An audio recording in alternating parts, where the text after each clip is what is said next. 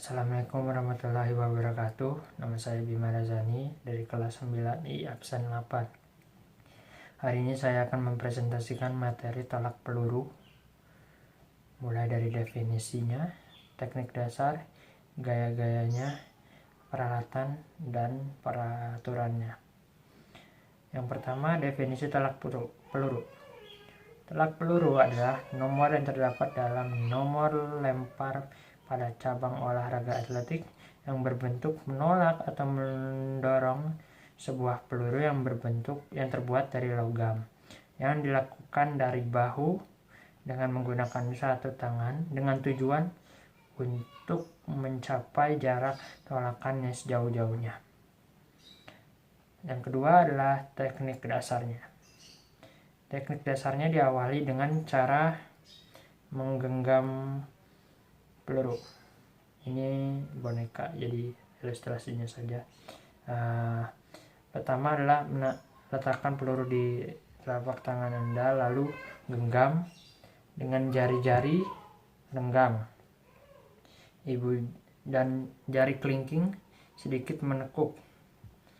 Jari-jari dirapatkan, dikuatkan. Ibu jari berada di samping bola, sedangkan jari kelingking berada di belakang samping bola. Guna jari kelingking ini adalah untuk menahan bola agar tidak bergeser. Dan posisi ini cocok untuk orang yang memiliki jari yang panjang serta kuat. Sedangkan orang yang memiliki jari kecil, jarinya lebih direnggangkan lagi. Ini ibu jari tetap di samping bola, sedangkan kelingking berada di belakang bola. Ini semakin renggang lagi.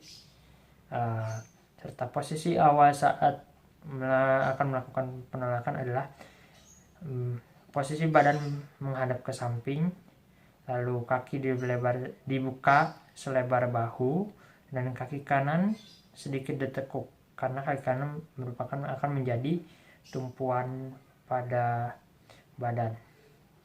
Lalu bola yang sudah dipegang dengan tangan kanan diletakkan di leher, di antara bahu dan leher. Setidaknya ini ada tulang di sini, diletakkan di sini. Sedangkan tangannya satu lagi untuk diangkat setinggi bahu dengan siku membentuk sudut 90 derajat. Tangan itu berperan untuk menjaga keseimbangan pada tubuh. Lalu setelah posisi seperti itu, badan diputar dan ditundukkan ke arah kanan. Kaki kanan menekuk sebagai tumpuan, sedangkan kaki kiri sedikit terangkat. Tangan kiri mengikuti arah badan dengan rileks. Lalu saat akan melontarkannya, diputar ke arah depan atau menghadap ke lapangan. Dan sedangkan akhiran dari sikap pelontaran itu adalah kaki kanan berada di depan kaki kiri dengan posisi menekuk, kaki kiri berada di belakang dengan sedikit terangkat, badan rada condong ke depan, dan tangan kanan berada di depan tangan kiri. Dan pastikan tidak ada anggota tubuh yang melewati garis lingkaran. Lalu yang ketiga adalah gaya-gayanya. Berdasarkan sumber yang saya dapat, ada 3 gaya dalam tolak peluru. Yang pertama adalah gaya glide atau meluncur. Gaya glide pertama kali dilakukan oleh Perry O'Brien dari Amerika Serikat pada tahun 1951. Sikap awal dari gaya ini adalah menghadap ke belakang dengan posisi tangan seperti biasa di leher sini. Lalu selanjutnya memutar ke belakang. Selanjutnya saat ingin melontarkan, memutar ke arah depan, dan posisi akhir yang seperti biasa, badan rada condong ke depan dan kaki kanan menekuk sebagai tumpuan. Lalu gaya yang kedua adalah gaya klasik atau samping. Gaya klasik atau samping disebut klasik karena merupakan gaya yang paling tua dalam permainan tolak peluru. Tidak ada yang mengetahui siapa penemunya. Nah, sikap awal gaya klasik ini adalah menghadap samping dengan kaki dibuka selebar bahu, Kaki kanan sedikit ditekuk karena sebagai tumpuan badan. Lalu seperti biasa peluru ditahan di leher, tapi dengan tambahan tangan kiri diangkat setinggi bahu dengan siku membentuk sudut 90 derajat. Lalu putar ke kanan sambil menundukkan badan, lalu lontarkan ke depan dengan sikap akhirnya sama seperti gaya sebelumnya. Ketiga adalah gaya spin atau berputar. Gaya spin atau berputar ini dilakukan pertama kali oleh Alexander Baryshnikov dari Rusia pada tahun 1972. Gaya ini disebut salah satu gaya yang terbaik karena dengan memanfaatkan momentum berputar, peluru dapat terlontarkan dengan sejauh mungkin dan sangat efektif.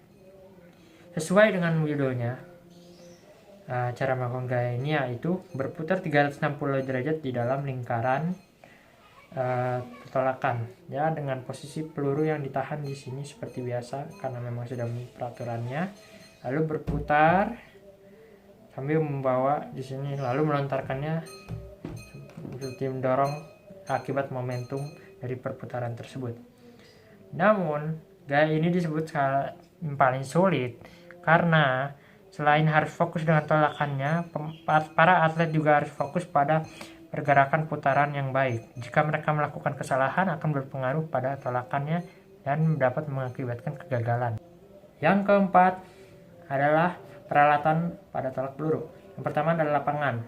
Lapangan diameter lingkarannya adalah 2,325 meter. Serta besar derajat sektor areanya adalah 45 derajat. Yang kedua ada bendera, lalu ada peluit, serta alat ukur. Dan yang kelima adalah bola peluru. Bola peluru biasanya terbuat dari logam atau kuningan, biasanya solid iron. Nah, bola peluru memiliki berat yang bervariasi berdasarkan kategorinya. Berat 3 kg untuk junior putri, 4 kg untuk junior putra, serta 5 kg untuk senior putri, sedangkan 7,25 kg untuk senior putra. Yang terakhir adalah peraturan pada tolak peluru. Yang pertama adalah atlet dapat memasuki lingkaran tolakan dari mana saja, tapi biasanya melewati samping atau belakang. Yang kedua, atlet tidak boleh menggunakan atribut apapun termasuk sarung, kecuali pelindung ruas jari. Yang ketiga, atlet diberi waktu 60 detik untuk melakukan tolakan dan menyelesaikan pertandingan. Dihitung sejak namanya dipanggil. Jika dalam 3 menit belum melakukan tolakan, maka akan didiskualifikasi. Yang keempat, atlet harus menahan peluru di leher sesuai dengan ketentuannya. Yang kelima adalah atlet harus berada di lingkaran. Saat melakukan penolakan, atlet tidak boleh keluar dari lingkaran. Jika ada satupun anggota badan yang keluar dari garis lingkaran